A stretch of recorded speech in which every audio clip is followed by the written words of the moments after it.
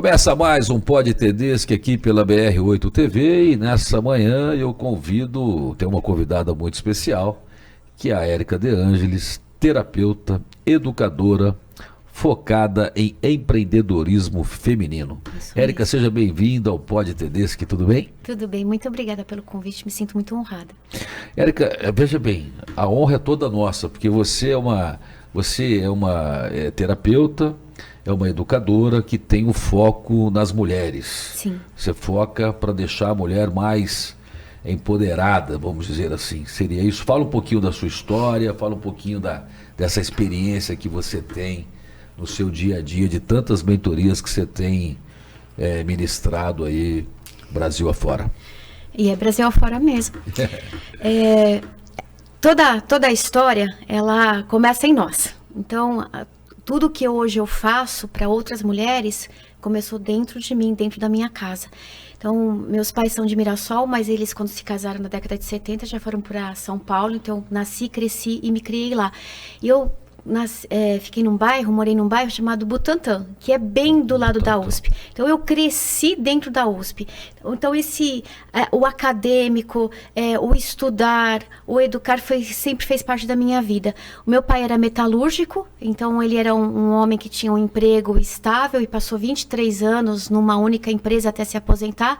E a minha mãe, por questões de barreira de mercado, ela, por várias vezes, se candidatou a cargos, mas ela foi reprovada por ser mulher.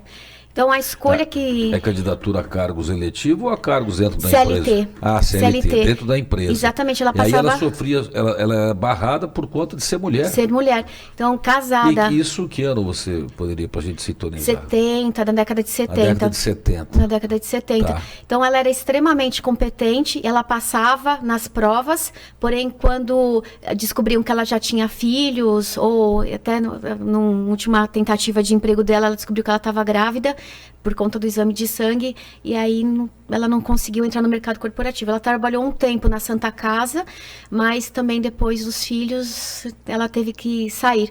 E por conta disso, só o salário do meu pai, já nessa época, já havia uma movimentação econômica histórica de que o salário de uma única pessoa dentro da casa já não dava para manter o mesmo padrão. Quantos filhos?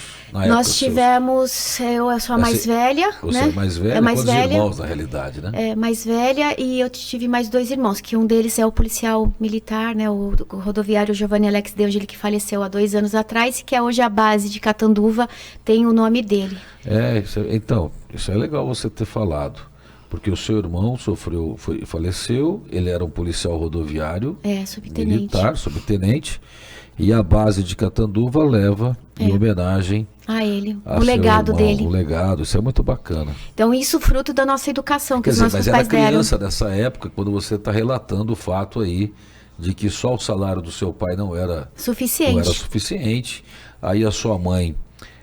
que se candidatava a cargos dentro da empresa, talvez a um cargo melhor, não era atribuído a ela essa função em razão de ser mulher. Exato. Quer dizer, então veja que, Érica, você poderia então contextualizar o que representava isso na década de 70, como é que está isso nos nossos dias atuais? Eu digo com relação à mulher. A mulher, ela teve essa conquista? Não teve? Continua sofrendo por isso ainda? Tudo tem um preço. Tudo tem um preço. Se você faz algo, você tem um preço. Se você não faz nada, tem um preço. Voltando um pouquinho lá com a minha mãe, ela precisou ir pro empreendedorismo. Então, a primeira empreendedora que eu conheci na minha vida foi minha mãe. E foi uma empreendedora, assim, fantástica. Eu lembro que ela vendeu Tupperware, Avon, Yakult. Ela vendeu Yakult, água. Eu era criança, eu lembro que passava lá o carrinho de Yakult. Minha mãe vendeu Yakult e depois ela foi vender filtro Europa, depois ela foi vender cemitério. E é aqui que fica uma lembrança muito forte na minha cabeça quando eu penso em empreendedorismo feminino.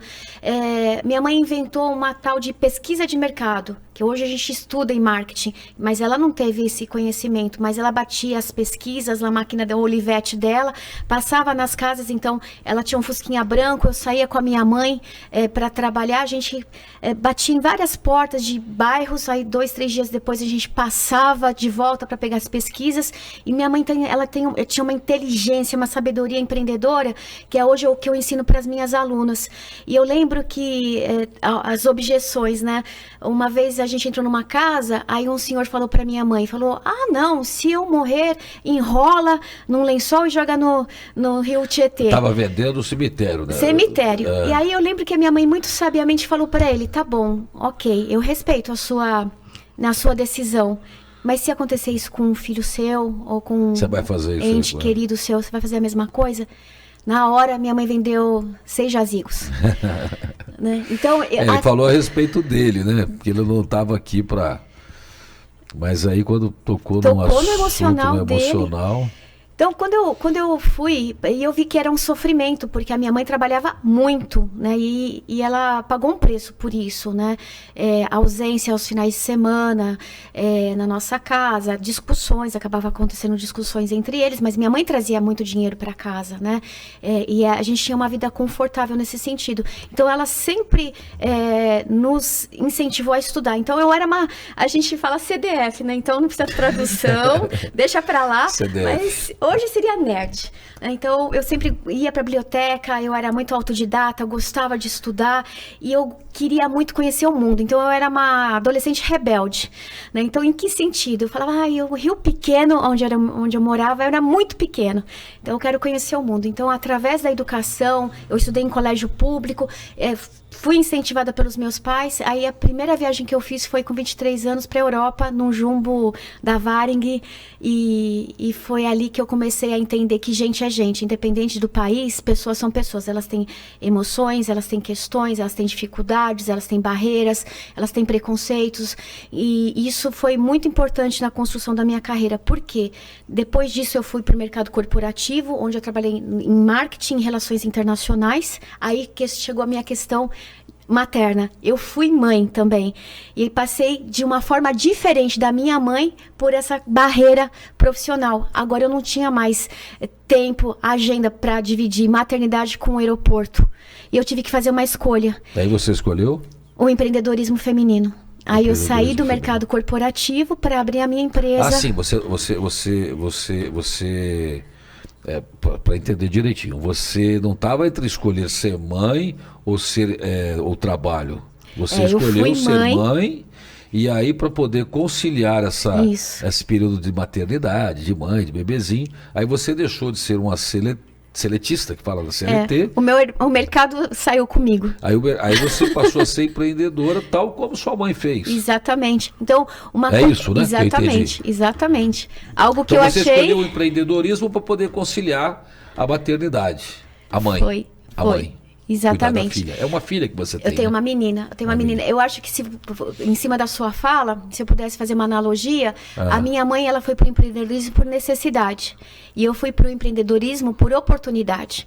Porque naquele momento que eu não conseguia mais conciliar aeroporto, a minha vida, a minha agenda profissional, porque eu fui muito abençoada. Eu fui uma mulher que teve acesso a boas empresas, a boas estruturas, a boas experiências, a cargos altos, a equipes formadas. Então, eu posso me dizer que, diferente de muitas mulheres, eu tive essa oportunidade. Porém, quando veio a maternidade, aí eu já não estava mais tão disponível, porque eu lembro que quando a minha filha nasceu, eu tive que ir para o Canadá a trabalho. Eu fiquei 40 dias lá, eu trabalhava com relações internacionais. Quando eu voltei para casa, a Picuquinha... ela não foi com você? Não, eu fui sozinha. Meu marido, ele cuidou dela junto com os meus pais, então eu tinha uma rede de apoio. Então a gente estava até conversando nos bastidores, né? Para que uma mulher possa ir pro trabalho dela, seja CLT ou empreendedorismo, a política pública é muito importante. Ter creches, escolas, ter essa rede de apoio, porque não são todas as mulheres que têm uma rede de apoio, por exemplo, dentro de casa, dentro da família.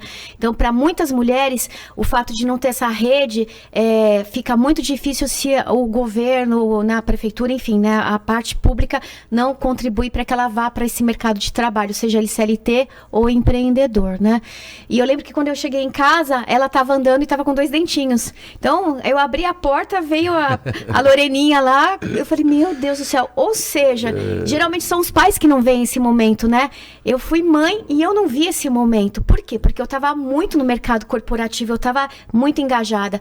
Mas aí ela começou a crescer e eu fui chamada na escola e falaram, olha, muito legal sua carreira, só que a tua filha tá precisando de você, ela precisa do teu cheiro, ela precisa de você mais próxima. Aí eu tive que fazer uma opção. Então, o empreendedorismo feminino nasceu na minha vida dessa forma. Na verdade, a sua opção foi a filha. Foi. E aí você implantou o empreendedorismo feminino, que seria você passou, ao invés de você trabalhar para alguma empresa, você passou a empreender, porque aí você determinava o seu tempo de trabalho e o tempo de estar com a filha. Então é isso. Exatamente. Então aquela pergunta que eu fiz, qual foi a opção que você fez? Optou pela filha. Acho que essa seria a resposta. Você optou pela filha, optou por ser mãe, porém, para que você pudesse conciliar o trabalho, porque tem uma necessidade de se ganhar dinheiro. Sim. Né? Não basta ser mãe, né? Tem que sustentar, enfim. Então o que acontece? Aí você encaixou as coisas com o empreendedorismo. E é sobre isso que você dá a mentoria, que você ensina outras mulheres? Exatamente. Sobre ela ser empreendedora? Isso. E eu falo que o empreendedorismo ele não começa no trabalho. O empreendedorismo começa na nossa própria vida. E aí entra a parte terapêutica que eu concilio com essa parte de educação e mentoria. Por quê? Não vem falar para mim que uma pessoa consegue dar o seu 100% no trabalho se ela emocionalmente está destruída aqui internamente. Ela não se reconhece, ela não se valoriza, ela não tem autoestima, ela não tem o autodesenvolvimento, o autoconhecimento. Então, apesar de ter evoluído das mulheres da década de 70, que foi o caso da minha mãe, com a Érica, né? A atual, que hoje é uma empreendedora que num cenário que tem apoio de Sebrae, Senac, Senai e outras entidades que ministram cursos para que essa mulher possa ir para suas vidas profissionais, ainda muitas mulheres, elas vivem prisões, né, elas são enclausuradas emocionais. Por que isso? Porque ainda existe um inconsciente coletivo de que nós mulheres precisamos ser dependentes, né, emocionais, às vezes até financeira. E não, o mundo está mudando. Eu acho assim, você cansa, eu canso. Você vai chegar na sua casa e você vai ter tarefas domésticas. A tua parceira vai ter tarefas domésticas. E se a gente dividisse essas tarefas domésticas? Enquanto eu cozinho, você lava a louça, né? Só que nós dois, por exemplo, saímos e vamos ganhar nosso dinheiro. Então, eu acho que ainda falta esse desenvolvimento dessa maturidade, que não é uma briga de sexos, não é uma briga de gêneros. Hoje você pode ser um masculino e você pode ser o feminino e você ter trocas justas, ter trocas equilibradas na criação dos filhos, na divisão das tarefas, na divisão financeira, para manter esse núcleo que a gente chama família. Então, o primeiro empreendedorismo é o nosso, a gente estar inteiro aqui dentro.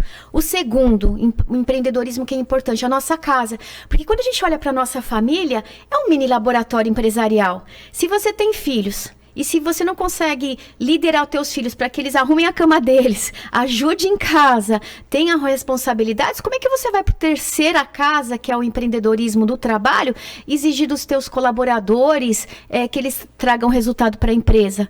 Então, é um crescente, é isso que eu trabalho no empreendedorismo feminino. Não é só a parte técnica do que é ser empreendedora, mas eu trabalho o que não é técnico, eu vou trabalhar o comportamental, e o que não é comportamental, aí a gente vai olhar para o sistêmico. E o que é o sistêmico? Quais são os padrões que a gente repete da nossa família e que muitas vezes não é saudável?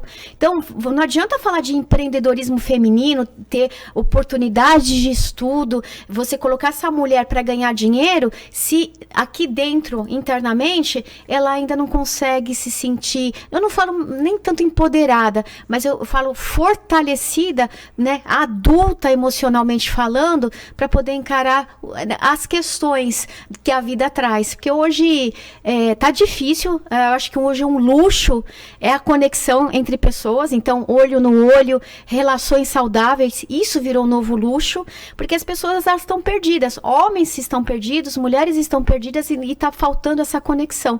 Então quando a gente fala de empreendedorismo feminino, não é briga de sexos, não é guerra entre gêneros, mas é justamente trazer para essa mulher e para esses homens também essa consciência que o equilíbrio é fundamental, principalmente quando você fala, por exemplo, de família. E você estando inteiro, você consegue pro teu trabalho e dar teu 100%, seja no que você for fazer na vida. Aquela frase que todo mundo fala assim, atrás de todo grande homem sempre existiu uma grande mulher, eu acho que você vai ter uma nova versão sobre isso. Né? Hoje é lado a lado. Hoje é lado a lado. Hoje é lado a lado. Porque existia, né, um trabalho, uma responsabilidade social. A mulher cuidava da casa, dessa instituição, desse mini laboratório empresarial que é a casa. A mulher lidera, a mulher faz a gestão dos conflitos, a gestão financeira, das atividades. Então, sempre foi, né, uma empresa. Só que uma empresa com amor. É um laço amoroso, não que você não ame sua empresa, mas é um laço amoroso para o resto da nossa vida. Trabalho, você troca de emprego, você fecha um CNPJ, você abre outro, mas família é para sempre. Então, ao lado de todo grande homem, sempre... E vice-versa. Haverá uma grande de mulher. Né? Aqui... Ao lado. Não atrás. Ao lado. Aqui, por exemplo, eu não te diminuo, você não me diminui. Né? Nós somos aqui equilíbrio. Você tem a sua energia masculina, eu tenho a minha energia feminina, você tem o seu lugar de fala, eu tenho o meu lugar de fala. Isso é equilíbrio. Agora, quando existe uma descompensação, aí a gente entra nessas brigas, né? Nessas extremidades, que não faz bem para ninguém. Não faz bem para ninguém. No fundo, o maior segredo da vida é o equilíbrio. Eu respeito o teu ponto de vista, você respeita o meu ponto de vista e nós conseguimos ter um diálogo saudável. Érica, agora me diz uma coisa. Quando você está ministrando lá o seu curso de mentoria, obviamente, acho que o homem também participa. Participa. Né? E as mulheres que participam, você percebe uma transformação no pensamento, na ideia delas? Como é que é isso? Qual é o resultado que você vê? Ou qual o resultado que você pode, assim, assegurar para quem um dia participar de uma mentoria sua? Eu tenho que ver as pessoas não como objeto, mas como pessoas. E eu tenho que respeitá-las como pessoas. Então, obviamente. Muitas vezes, por que eu falo isso? Porque muitas vezes, né, a figura feminina, ela foi utilizada de forma errônea. Então, para eu poder vender um produto, eu tenho que ter uma figura feminina para poder vender esse produto. Eu nunca concordei com isso, mas eu também entendo que a mulher hoje, ela está cansada. Ela está exausta, na verdade. Por quê? Porque está assumindo muita responsabilidade. E a gente deixa, de certa forma, de olhar para o nosso sagrado feminino, né? Então, eu vou pegar um exemplo meu mesmo. Quando eu era criança não, adolescente, como eu falei para você que eu era uma adolescente rebelde, a minha rebeldia, eu adorava dançar. E eu morava perto de Pinheiros. Então, Pinheiros tinha uma danceteria chamada Area, né? Lá em Pinheiros. Então, qual que era a minha rebeldia? Eu ia lá pro Area, fechava meus olhos e eu dançava, era muito gostoso. Eu tô até me vendo dançando agora. E aí, nossa, quando eu abri os olhos, assim, falei assim, gente, eu tava tão suada que ninguém queria ficar comigo. Não era pra ficar com ninguém, era pra dançar. O meu sagrado feminino ali, eu era muito feliz. O que acaba acontecendo? A gente vai assumindo responsabilidade, daqui a pouco você percebe, cadê meu feminino? Eu tô masculinizada. Então, o que eu falo na mentoria não é para você se tornar masculinizada, não é para você brigar com o masculino ou assumir o lugar. Deixa o masculino fazer a parte dele, faça o seu feminino. Óbvio que quando a gente vai tomar uma decisão, é o nosso masculino que toma a decisão. O cuidar dos filhos é o nosso feminino. Você também tem o seu feminino. Eu via você tratando a sua filha. Você tem muito amor por ela. Quando eu falei dela pra você, você ficou, né? Ficou todo... então, você tem esse amor. Então, eu tenho o feminino equilibrado. Então, eu falo para as mulheres e para os homens, não se masculinize demais ou não se feminilize demais. Não vá para os extremos. Tem que cuidar, então você tem que passar o seu batom, tem que cuidar do seu corpo, né? Você tem que ter a sua hora de descanso e vai ter a hora de trabalho, vai ter a hora de cuidar dos filhos, então todo um trabalho para ela poder pegar os 7 dias por semana, 24 horas por dia, e agendar esse tempo para que ela possa estar em equilíbrio, porque senão ela vai ficar exausta, e talvez, e muito provavelmente, ela vai trazer num relacionamento, não pessoas saudáveis para próximo dela. Vai trazer pessoas também disfuncionais, porque ela é tão masculina, tão masculinizada no sentido de querer cuidar de todo mundo, eu dou conta, eu faço acontecer, que ela vai trazer alguém que talvez seja dependente emocional dela. Aí quando ela não quiser mais, aí pode acontecer toda aquela história que a gente já tem acompanhado de feminicídio, de violência doméstica, né? Por quê? Porque não é no equilíbrio que acontece essas disfunções, é justamente nas relações desequilibradas, não saudáveis, né? E aí quando a gente começa a olhar, não são pessoas adultas que estão se relacionando, mas que pessoas que têm uma idade cronológica, mas emocionalmente são infantis e não conseguem lidar com as diferenças. Então é bem complexo, mas... Nessa questão que você tocou aí de feminicídio e violência doméstica, se a gente pudesse abordar um pouquinho desse tema, você acredita que o empreendedorismo feminino, o fato da mulher estar ativamente, ser ativamente financeira, corresponsável pela manutenção de um lar, isso evita ou isso propaga, aumenta o risco de uma violência e aí até um fim da história que seria o feminicídio?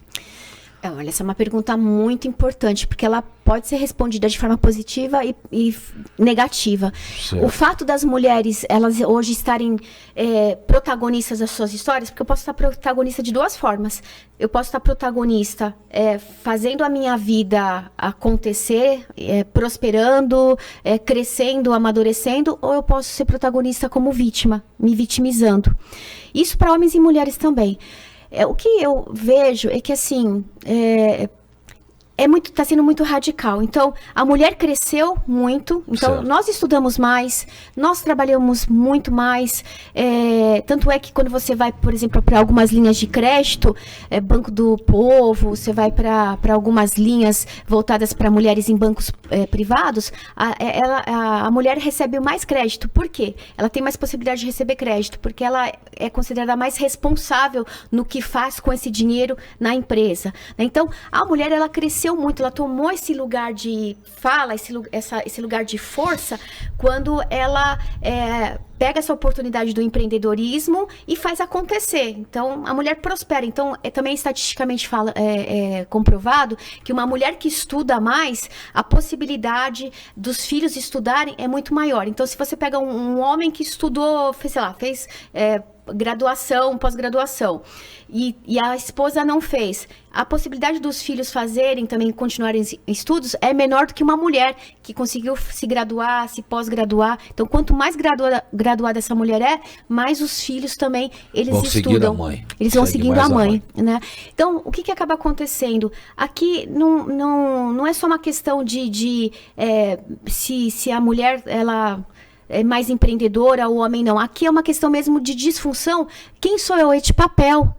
Que os homens estão perdidos? Os homens estão perdidos, eles não sabem qual é mais o papel deles. Então, esses homens que a gente vê cometendo o feminicídio, eles não aceitam o crescimento dessa mulher, né? Eles não aceitam mais, por exemplo, elas serem, entre aspas, né, submissas no mau sentido da palavra. Então, eles começam a fazer, mas peraí, eu sou o homem aqui da relação, tecnicamente eu mando, você obedece. Não é mais assim. Aqui tem que ter diálogo, aqui tem que ter conversa, aqui tem que ter maturidade emocional. Então, de novo, não é porque eu tenho 54 anos que eu, por vezes, não tenho um comportamento infantil ou um comportamento adolescente, né? Então, a gente vê que as pessoas, elas estão crescendo, mas emocionalmente não estão se desenvolvendo. Então, tem que trabalhar esse homem e tem que trabalhar essa mulher. E tem que trabalhar a educação dos filhos, né, dentro de casa. É responsabilidade do homem e da mulher, ou do casal, enfim, homoafetivo ou heteroafetivo, para poder cuidar dos filhos, educar esses filhos para poder ver o outro, enxergar o outro, e não o que eu acho que é certo, né? O mundo mudou. E as relações, principalmente casamento relacionamento hoje não são mais aquelas relações assim, olha, nós estamos casados, 50 anos, infelizes, né? Olha, vamos fazer nossas bodas de ouro aqui. Aí eu olho pra você assim, nossa, que inferno que foi a minha vida com você, né? Mas 50 anos, vamos tirar foto. Não é mais isso, né? Nossa, agora... você falando assim, olhando pra mim, parece até que é verdade isso. É verdade, né? Eu vejo às vezes assim, não, né? parece que é verdade que ela olhou pra mim e você é a minha vida infeliz. Infeliz. Ela só é entrevistada. Eu sou entrevistada. Tô pegando como exemplo aqui, porque assim, ele é, né, forte aqui. Então, para falar com ele, tem que também ser uma pessoa forte aqui, né? Você se mostrou muito forte, tanto é que deixei você falar bastante. Eu falo, desculpa. Não, mas é importante você falar, porque o que a gente quer, o que a gente busca aqui é que as pessoas conheçam a Érica De Ângelo, passam a te conhecer, passam a entender, e quando você fala, eu aprendo com você. E aí, na relação do feminicídio, certo. O empreendedorismo é solução ou ele seria o empreendedorismo feminino, ou seria uma das causas? O homem fica enciumado, que a mulher está prosperando muito, não admite. Como é que seria essa visão que você tem? Ou esse empreendedorismo vai facilitar, que esse homem vai ver a importância que a mulher também está contribuindo na casa, ou mesmo que não chegue aí até o fim da história, que seria o feminicídio, mas a violência doméstica, porque a violência doméstica, Érica, ela tem crescido muito. Sim. Ela tem, assim, e talvez por ciúme, talvez, sei lá, por que razão, né, a violência, ela está de uma forma crescente cada vez mais, apesar de todas as campanhas nesse sentido, de toda a legislação. Então, violência doméstica e o empreendedorismo, isso que eu queria que você desse uma resumida. Certo. O empreendedorismo é solução. O empreendedorismo é solução, porque quando a gente está falando, por exemplo, da nova configuração de trabalho, está faltando emprego. E também está faltando pessoas qualificadas para esses empregos. Então, o empreendedorismo, independente se é feminino ou masculino, ele é uma forma, né, de trazer tirar as pessoas da informalidade e trazer uma outra assim, uma opção de trabalho. Então, se eu não consigo me colocar no CLT, se eu sei fazer alguma coisa, né, tenho mãos aqui, eu sei fazer alguma coisa, eu vou começar a bater bolo, eu vou começar a fazer salgado, vou costurar, vou fazer qualquer coisa para poder gerar renda, né? Então, isso tanto para homens como para mulheres. Então, o empreendedorismo hoje não é só uma questão... Mas, Érica, deixa eu só um minutinho. Mas esse empreendedorismo não é uma coisa nova, porque eu era criança, eu já me lembro que tinha as boleiras, tinham as costureiras. Mas elas eram informais. E isso muda a formalidade? Mudou, porque quando veio... O empreendedorismo precisa estar formalizado, não pode ser informal?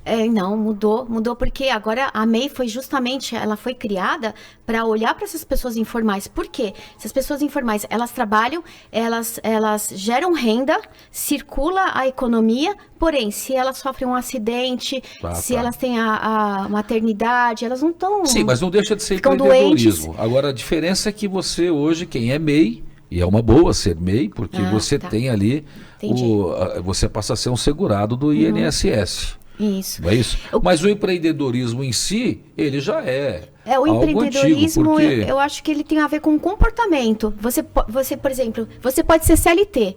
Você trabalha numa empresa, você é registrado. Mas se você tem um comportamento empreendedor, lembra, o que não é técnico é comportamental, o que não é técnico comportamental é sistêmico. Se eu tenho um comportamento empreendedor, eu vou ser promovida, eu vou ser vista, né? Eu vou crescer na empresa. Então, tem muita gente que entra numa empresa como estagiário e sai como diretor, como diretora. Então, isso é um comportamento empreendedor. O nome técnico para isso é intraempreendedorismo, mas o comportamento é o mesmo. Agora, o que acaba acontecendo? Esse comportamento empreendedor, como você falou, ele já existia nas pessoas. Então, Sim. A boleira, o pedreiro... Não, e quer ver mais? Eu vou dar um exemplo. Eu me lembro que muitas mulheres, quando eu era criança, cortavam cabelo. Cortava o cabelo na casa dela, colocava uma toalha lá no cabeção, aqui, né? E cortava. E hoje... E tem salões de beleza, tem salão de beleza, manicures, pedicure. Quantas casas não tinham lá?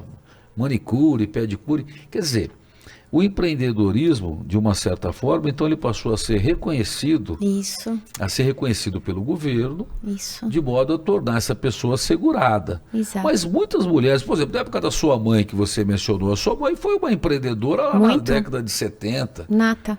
né? Nata. Nata. Então, veja, eu acho que esse empreendedorismo feminino não é uma coisa nova, é algo que já havia na sociedade lá atrás. Porque eu me lembro que a minha mãe cortava cabelo, minha mãe fazia manicure, pedicure, depois ela é professora, mas até ela conseguir o concurso, ser professora, ela fez muito, foi cabeleireira, e estava lá uma plaquinha, cabeleireira lá na casa, enfim. As pessoas estão saindo da informalidade. A MEI, nesse sentido, foi uma bênção. Por quê? Porque as pessoas, de novo, já trabalhavam, já geravam a sua renda, porém estavam informais. Então a MEI vem justamente para poder formalizar. Dá segurança para isso. Quer dizer, eu troco de empreendedorismo, eu troco de comportamento. Então, ó, eu já tenho um comportamento empreendedor, agora eu troco de papel e me torno empresária, me torno empresário. A partir do momento que eu abro um CNPJ, agora eu posso dizer que eu sou uma empresária. Mas, Érica, eu trabalho na minha casa, eu faço bolo, eu corto cabelo, no meu quintal lá, eu montei um espaço.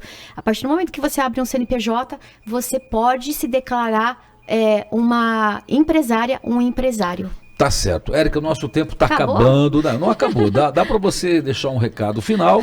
E se alguém quiser que a Érica faça lá convidar você para ir na empresa, como é que é? Entra em contato via telefone, Instagram? Eu tenho um Instagram, então eu sou Érica Angeli, Érica com K. Eu sou Érica Angeli e eu também tenho...